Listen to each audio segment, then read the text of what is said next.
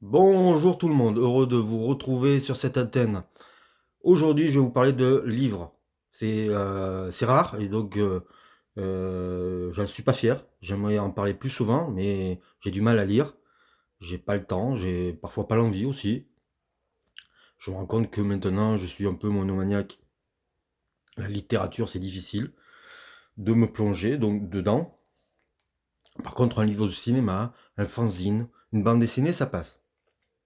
Donc cette année, j'ai décidé que chaque mois, j'allais vous présenter un livre. Un livre, enfin, une bande dessinée, un livre d'art, n'importe, mais essayer de me diversifier dans tout ce que je raconte. Donc aujourd'hui, on va parler cinéma hein, quand même, et on va parler d'un livre. Alors j'arrive après la bataille, hein. Tout le monde en a parlé, et sûrement mieux que moi, mais j'avais très envie d'en parler parce que ça a été un livre fascinant à lire. Donc Cinéma Spéculation de Quentin Tarantino. Voilà, je vous montre. Voilà, c'est difficile de tenir une perche à selfie et un livre en même temps. Je n'ai que deux mains, donc je m'excuse pour. Oh, bah si je faisais ça. Ah, bah c'est beaucoup mieux. Tiens, voilà. Donc, c'est un livre qui m'a passionné et je vais essayer de vous donner envie de le lire si vous êtes intéressé de cinéma. Je pense que quelqu'un qui n'est pas intéressé de cinéma, ce livre-là, il s'en fout carrément. Et c'est pas bien grave. Cinéma spéculation, c'est Tarantino qui se raconte d'une certaine manière, qui se confie et qui parle de comment il a découvert certains films dans les fins des années 60, début des années 70, dans les salles populaires des quartiers afro-américains de Los Angeles. Et je pense que toute sa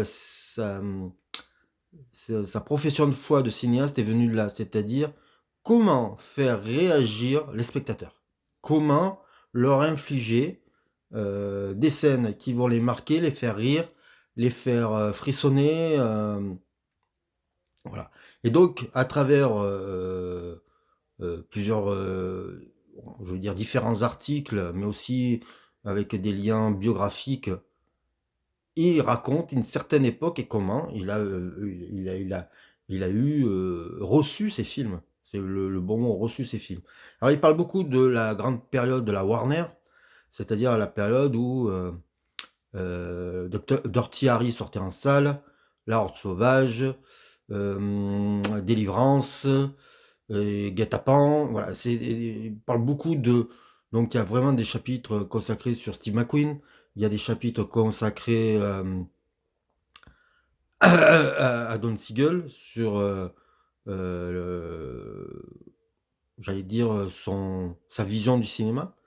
On parle beaucoup de Paul Schrader, on parle de Taxi Driver, on parle d'un... quoi, on parle? C'est pas moi qui en parle. Pourquoi je dis on parle? Alors oui, je dis des conneries, moi. Tarantino parle beaucoup de critiques qui l'ont marqué. Alors, Paul Akiel, hein, ça on le sait, mais par exemple, un certain Kevin Thomas qui était spécialisé dans les films d'exploitation. Et en fait, ce qui est l'intérêt, c'est d'analyser aussi les scénarios, d'analyser ce que auraient pu être les films, ce que était d'abord, comment étaient prévus d'abord les films, et puis il donne son point de vue sur plusieurs. Voilà, il dit par exemple ce qu'est un film parfait. Donc il y a 6 films, je crois, qui sont considérés comme parfaits. Dedans, il y a L'Exorciste, Massacre à la tronçonneuse, Les Dents de la Mer, et j'ai oublié les trois autres. Honnêtement, j'ai oublié les trois autres. Mais c'est pour lui des films qui sont parfaits, où on peut... Il n'y a rien à changer. Donc je sais, j'ai oublié les trois autres. Je crois qu'il y a Retour vers le futur, ce qui m'a assez étonné. Donc ce qui fait 4 et donc il m'en manque 2, mais là j'ai vraiment oublié. Et, et il dit, et en plus il dit, il les considère comme des films parfaits, mais il considère pas que c'est ses films préférés. C'est selon sa vision à lui du cinéma. Qu'est-ce qu'un film parfait? Et lui, pour lui, un film imparfait peut être très bon aussi. Donc voilà, c'est toute des théories, des thèses. Et puis et c'est ponctué parfois de moments biographiques.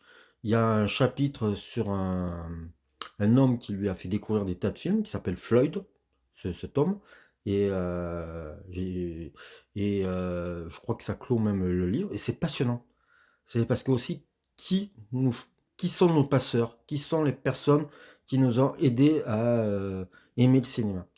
Et donc, il se dévoile, Quentin. Moi, j'aime beaucoup ce cinéaste. Et je pense que je le comprends mieux après ce livre. J'avais pas aimé son premier livre qui était la novélisation de Once Upon a Time in Hollywood. Je trouvais ça académique, peu intéressant, mais je trouve que son cinéma spéculation, par contre, apporte une vraie plus-value au personnage et à ce qu'est Quentin Tarantino. Qu'on aime ou qu'on n'aime pas. Voilà. Donc, je vous conseille fortement ce livre. Je vais vous remontrer la pochette. J'espère bien vous la montrer. Et puis, on va se quitter sur ça. Hein, voilà. Voilà. Donc, Cinéma Spéculation, c'est sorti chez. J'ai lu. Ouais. Et ça a eu le prix Fitzgerald. Et c'est pas très cher et ça se lit très bien. Voilà. On a aussi les arguments qu'on peut. Je vous souhaite une belle journée et je vous dis à bientôt.